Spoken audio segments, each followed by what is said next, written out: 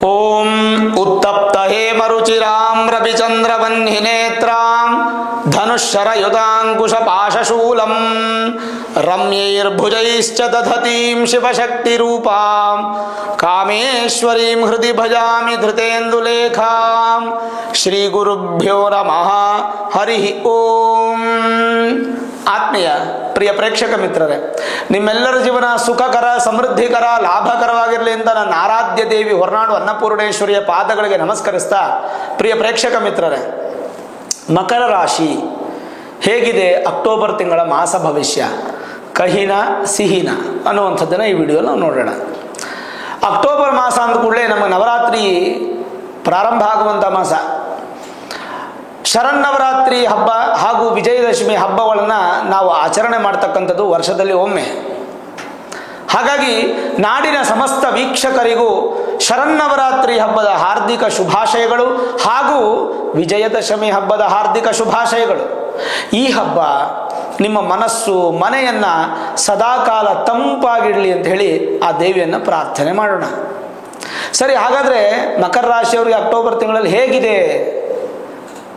ಮೊದಲನೇದಾಗಿ ಮಕರ ರಾಶಿಯವರು ಅತ್ಯಂತ ಸಂತೋಷ ಪಡಬೇಕಾಗಿರ್ತಕ್ಕಂಥ ವಿಚಾರಗಳನ್ನು ನಾನು ತಿಳಿಸ್ತೇನೆ.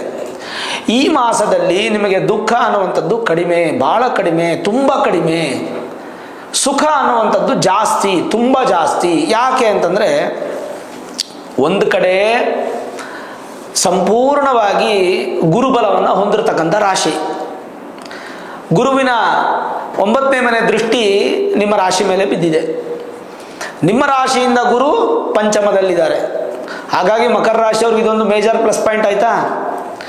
ಎರಡನೇದಾಗಿ ನಿಮ್ಮ ರಾಶ್ಯಾಧಿಪತಿ ದ್ವಿತೀಯದಲ್ಲಿ ಸ್ವಕ್ಷೇತ್ರದಲ್ಲಿದ್ದಾರೆ. 7.5 ಅಂತ್ಯ ಭಾಗ ಸೆಕೆಂಡ್ರಿ. ನಿಮ್ಮ ರಾಶ್ಯಾಧಿಪತಿ 2ನೇ ಮನೆಯಲ್ಲಿದ್ದಾರೆ, ಇದೊಂದು ಪ್ಲಸ್ ಪಾಯಿಂಟು. 3ನೇ ಮನೆ ರಾಹು ಬಹಳ ವಿಶೇಷ. ಹಾಗೆ ಬುಧ ಭಾಗ್ಯಾಧಿಪತಿ ಬುಧ ದಶಮಕ್ಕೆ ಬರ್ತಾರೆ, ಅದು ಒಂದು ವಿಶೇಷ. ಮತ್ತೆ ದಶಮಾಧಿಪತಿ ಲಾಭಸ್ಥಾನಕ್ಕೆ ಬರ್ತಾರೆ, ಅದೊಂದು ವಿಶೇಷ. ಹಾಗಾದರೆ ಚೆನ್ನಾಗಿಲ್ಲದೆ ಇರತಕ್ಕಂಥದ್ದು ಯಾವುದು? ಒಂದು ಕುಜ, ಇನ್ನೊಂದು ಸೂರ್ಯ. ಈ 2 ಗ್ರಹಗಳು ಚೆನ್ನಾಗಿಲ್ಲ.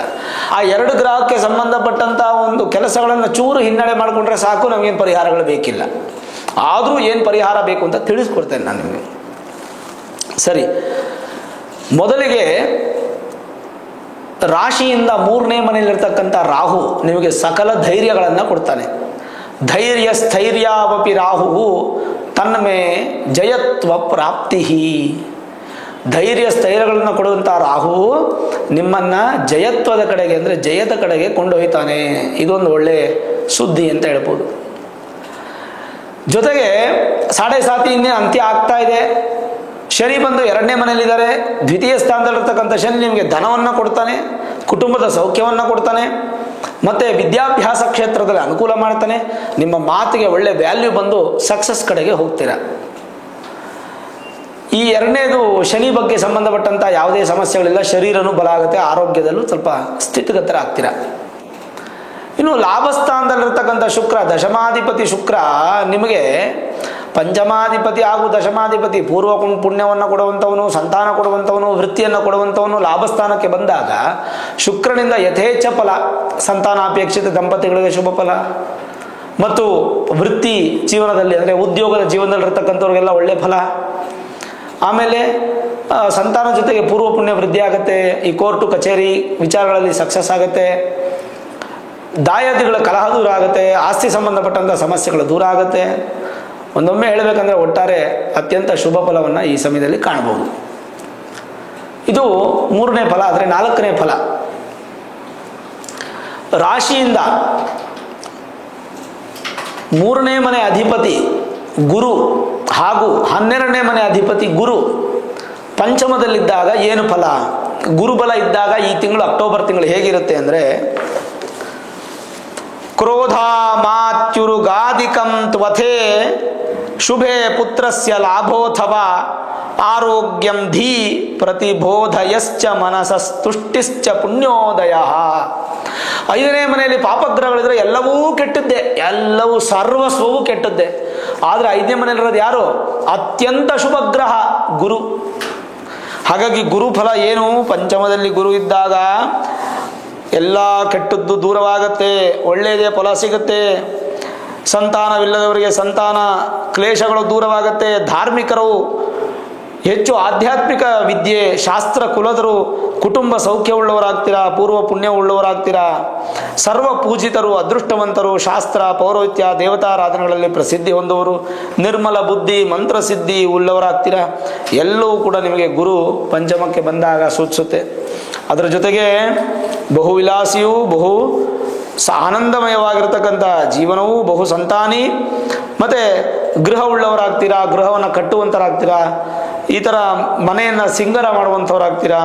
Beauty related, modelling related, cinema related success, ಮತ್ತು ಕಾವ್ಯ ಸಾಹಿತ್ಯ ಸಂಗೀತ ಚಿತ್ರಕಲೆ ಇವೆಲ್ಲದರಲ್ಲೂ ವೃದ್ಧಿಯಾಗುತ್ತೆ. ಮಿತ್ರ ಬಂಧುಗಳು ಅಭಿವೃದ್ಧಿ ಆಗ್ತಾರೆ. ಭಾಗ್ಯ ಅನ್ನುವಂಥದ್ದು ಹುಡ್ಕೊಂಬರುತ್ತೆ. ನಿರ್ಮಲ ಮನಸ್ಸು, ವಿದೇಶಿ ಪ್ರಯಾಣ, ಸ್ತ್ರೀ ಸಂತಾನ ಕೂಡ ನಿಮಗೆ ಸಿಗುತ್ತೆ. ಇದರ ಜೊತೆಗೆ ಮಾನಸಿಕ ರೋಗಗಳು ದೂರವಾಗುತ್ತೆ. ಮಗನಿಂದ ಅಥವಾ ಮಗಳಿಂದ ನಿಮಗೆ ಒಂದು ಒಳ್ಳೆಯ ಹೆಸರು ಸಿಗುತ್ತೆ. ಒರಟುತನ ಅಂದರೆ ಅಗ್ರೆಸಿವ್ನೆಸ್ ದೂರ ಆಗುತ್ತೆ. ಮತ್ತು ಹಠಮಾರಿತನ ಮಾತ್ರ ಜಾಸ್ತಿ ಆಗುತ್ತೆ. ಅದನ್ನು ಸ್ವಲ್ಪ ಬ್ಯಾಲೆನ್ಸ್ ಮಾಡಬೇಕು. ಉದರ ರೋಗ ಅಂದರೆ ಹೊಟ್ಟೆ ರೋಗ ಬರುವಂಥ ಸಾಧ್ಯತೆ, ಮತ್ತು ಕೆಲವೊಂದಿಷ್ಟು ಕಂಠಶೋಷಗಳು ಅಂತೀವಿ, ಅಂದರೆ ಗಂಟ್ಲು ಸಮಸ್ಯೆ ಆಗೋದು. ಥೈರಾಯ್ಡ್ ಇತ್ತಂದರೆ ಜಾಸ್ತಿ ಆಗೋದು, ಗಂಟ್ಲು ಸ್ವಲ್ಪ ಕೆಡೋದು, ಆಮೇಲೆ ಕೆಮ್ಮು ಬರೋದು, ಒಣ ಕೆಮ್ಮು, ಒಣ ಶೀತ, ಇದೆಲ್ಲ ತೊಂದರೆಗಳಾಗುವಂಥ ಸಾಧ್ಯತೆಗಳು ಜಾಸ್ತಿ ಇದೆ. ಕೆಟ್ಟದ್ದು ಇದೆ, ಒಳ್ಳೆಯದು ಇದೆ. ನೋಡಿ ಎಷ್ಟು ಚೆನ್ನಾಗಿ ಹೇಳುತ್ತೆ. 10ನೇ ತಾರೀಕು ಬುಧ ಚೇಂಜ್ ಆಗ್ತಾರೆ. ಬುಧ ಬಂದು ನಿಮಗೆ ಭಾಗ್ಯಾಧಿಪತಿ ಭಾಗ್ಯಸ್ಥಾನದಲ್ಲಿ 10ನೇ ತಾರೀಕುವರೆಗೂ ಇದ್ದು 10ನೇ ತಾರೀಕು ಬುಧ ಚೇಂಜ್ ಆಗಿ ದಶಮ ಸ್ಥಾನಕ್ಕೆ ಬರ್ತಾರೆ, 10ನೇ ಮನೆಗೆ. ಈ ಮಧ್ಯೆ ದಶಮ ಸ್ಥಾನಕ್ಕೆ ಬರುವಂಥ ಬುಧ ಬಹಳ ಒಳ್ಳೆ ಫಲ ಕೊಡ್ತಾರೆ. ನೋಡಿ, ಸೂರ್ಯ ಚೆನ್ನಾಗಿಲ್ಲ, ಅಷ್ಟಮಾಧಿಪತಿ 10ನೇ ಮನೆಗೆ ಬಂದು ನಿಮಗೆ ನೀಚ ಸ್ಥಾನ ಇದ್ದು ರಾಜಕೀಯ ವ್ಯಕ್ತಿಗಳಿಗೆ, ಅಧಿಕಾರಿಗಳಿಗೆ, ಆಮೇಲೆ ಗೌರ್ಮೆಂಟ್ ಕೆಲಸ ಮಾಡೋರಿಗೆಲ್ಲ ತೊಂದರೆಗಳು, ಗೌರ್ಮೆಂಟಿಂದ ಸಂಬಳಗಳು ಬರದೆ ಕಮ್ಮಿ ತೊಂದರೆಗಳಾಗುವಂಥದ್ದು, ಈ ಕೆಲಸ ಮಾಡುವಂಥ ಇಂಜಿನಿಯರ್ಸ್ಗೆ, ಆಮೇಲೆ ಈ ಒಂದು ಗುತ್ತಿಗೆದಾರರಿಗೆ ಸ್ವಲ್ಪ ತೊಂದರೆಗಳಾಗುವಂಥದ್ದು, ಈ ಥರದ್ದೆಲ್ಲ ಸಾಧ್ಯತೆಗಳು ಜಾಸ್ತಿ ಕಾಣ್ತಾ ಇದೆ. ಈವನ್ ಕುಜಾನು ನಿಮ್ಗೆ ಚೆನ್ನಾಗಿ, ರಾಶಿಗೆ ಚತುರ್ಥಾಧಿಪತಿ ಹಾಗೂ ಲಾಭಾಧಿಪತಿ, ಲಾಭವನ್ನು ಕೊಡುವಂಥವನು ಕುಜಾನೆ, ಸುಖವನ್ನು ಕೊಡುವಂಥವನು ಕುಜಾನೆ. ಆ ಕುಜ ನಿಮ್ಗೆ 6ನೇ ಮನೇಲಿ ಇದ್ದಾರೆ. 6ನೇ ಮನೇಲಿ ಕುಜ ಇದ್ರೆ ಒಳ್ಳೆ ಫಲ ಇಲ್ಲ. ಅದಾದ್ಮೇಲೆ ಮತ್ತೆ 7ನೇ ಮನೆಗೆ ಬರ್ತಾರೆ 25 ತಾರೀಕು, ಅದು ಚೆನ್ನಾಗಿಲ್ಲ. ಸಾಧ್ಯವಾದಷ್ಟು ಮಕರ ರಾಶಿಯವರು ಸುಬ್ರಹ್ಮಣ್ಯ ಆರಾಧನೆ ಮಾಡೋದು ಈ ತಿಂಗಳು ತುಂಬ ಒಳ್ಳೆಯದು. ಸುಬ್ರಹ್ಮಣ್ಯ ಕ್ಷೇತ್ರ ದರ್ಶನ, ಸುಬ್ರಹ್ಮಣ್ಯನ ಒಂದು ಅರ್ಚನೆ, ಸುಬ್ರಹ್ಮಣ್ಯ ಸ್ವಾಮಿಯ ನಾಮಗಳನ್ನು ಕೀರ್ತನೆಗಳನ್ನು ಕೇಳುವಂಥದ್ದು ತುಂಬ ಒಳ್ಳೆಯದು. ಅದು ಬಹಳ ಮುಖ್ಯ ಆಗುತ್ತೆ. ಯಾರಿಗೆ? ಮಕರ ರಾಶಿಯವರಿಗೆ. ನಿಮಗೆ ಸುಖ ಕಡಿಮೆ, ಲಾಭ ಕಡಿಮೆ, ಬಟ್ ಬ್ಯಾಲೆನ್ಸ್ ಮಾಡ್ಕೋತ ಹೋಗ್ತೀರ. ಸರಿ, ಹಾಗಾದರೆ ಭಾಗ್ಯಸ್ಥಾನದ ಫಲಗಳು ನೋಡ್ಬಿಡೋಣ. ಭಾಗ್ಯಾಧಿಪತಿ ದಶಮಕ್ಕೆ ಬಂದರೆ ಏನು ಫಲ? ಭಾಗ್ಯಾಧಿಪತಿ ದಶಮಕ್ಕೆ ಬಂದರೆ ಏನು ಫಲ? ಜ್ಞಾನ ಪ್ರಜ್ಞ ಶ್ರೇಷ್ಠ ಕರ್ಮ ಮನುಷ್ಯೋ ನಾನಾ ಸಂಪತ್ ಸಂಯುತೋ ರಾಜಮಾನ್ಯ ಚಂಚಲ್ಲೀಲಾ ವಾಗ್ವಿಲಾಸ ದಾಶಿಲಾಲಿ ಮನಸ್ಥಾನೆ ಬೋಧನೆ ವರ್ತಮಾನೆ.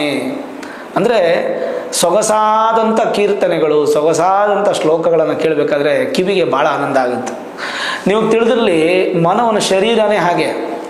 ಹೇಗೆ ಇರುತ್ತೆ ಮಾನವನ ಶರೀರ ಅಂತಂದರೆ, ಏನಾದರೂ ಒಂದು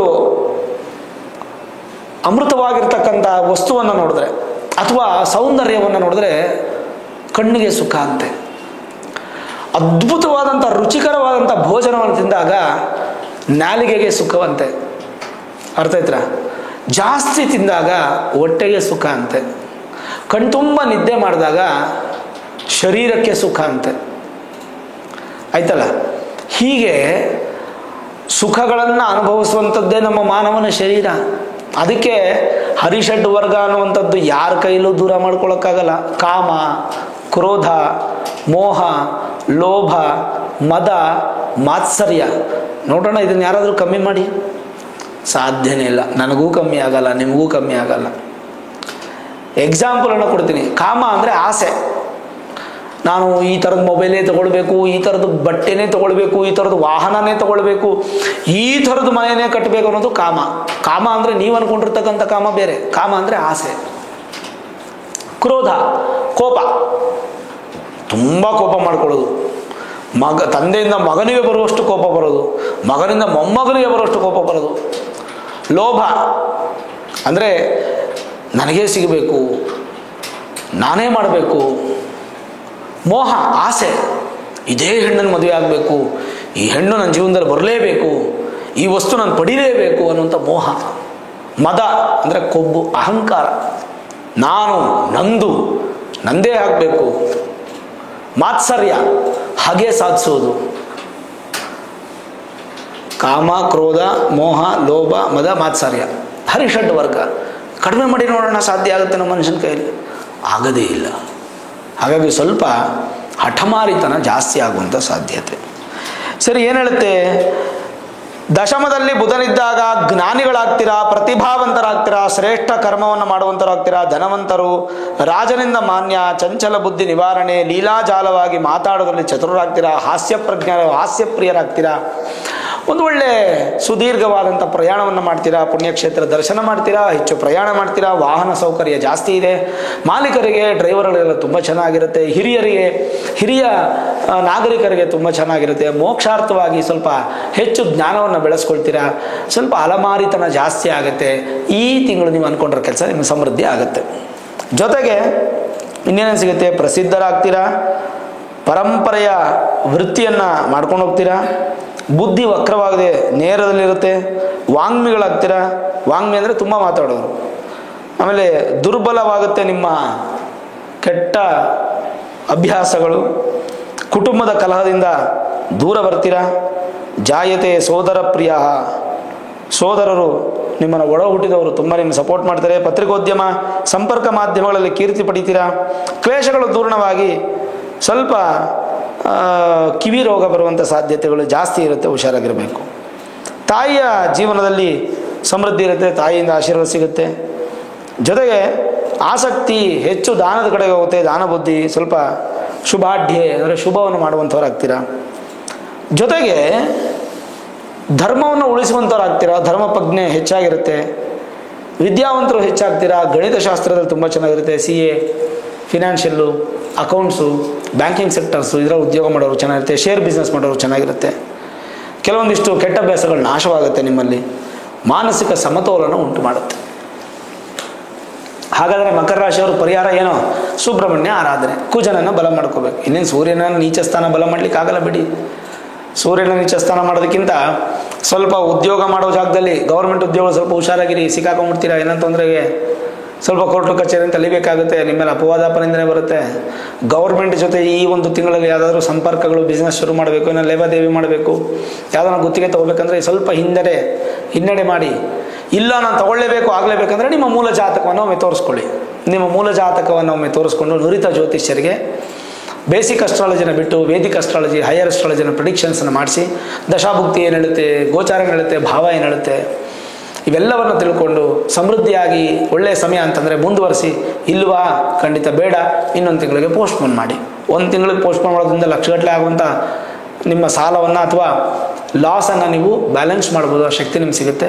ಓವರಾಲ್ ಸಮೃದ್ಧಿಯಾಗಿ ಸಕ್ಸಸ್ ಆಗುತ್ತೆ. ನೋಡಿದ್ರಲ್ಲ ವೀಕ್ಷಕರೇ, ಮಕರ ರಾಶಿಯ ಈ ಒಂದು ತಿಂಗಳ ಅಕ್ಟೋಬರ್ ತಿಂಗಳ ಮಾಸ ಭವಿಷ್ಯ. ಈ ವಿಡಿಯೋ ಇಷ್ಟ ಆಗಿದ್ರೆ ಲೈಕ್ ಮಾಡಿ, ಶೇರ್ ಮಾಡಿ, ಮುಖ್ಯವಾಗಿ ನಮ್ಮ ಚಾನಲ್ಗೆ ಸಬ್ಸ್ಕ್ರೈಬ್ ಮಾಡಿ, ಬೆಲ್ ಐಕಾನನ್ನು ಪ್ರೆಸ್ ಮಾಡಿ. ಪ್ರತಿನಿತ್ಯ ನಾನು ಪೂಜೆ ಮಾಡುವಂತಹ ನನ್ನ ಆರಾಧ್ಯ ದೇವಿ ಹೊರನಾಡು ಅನ್ನಪೂರ್ಣೇಶ್ವರಿ ಆಶೀರ್ವಾದ ಅನುಗ್ರಹ ಸದಾಕಾಲ ಮತ್ತೊಮ್ಮೆ ನಿಮ್ಮ ಸಿಗಲಿಂದ ಪ್ರಾರ್ಥನೆ ಮಾಡ್ತಾ, ಸರ್ವೇ ಜನಾಃ ಸುಖಿನೋ ಭವಂತು, ಸಮಸ್ತ ಸನ್ಮಂಗಳ ನಿಭವಂತು.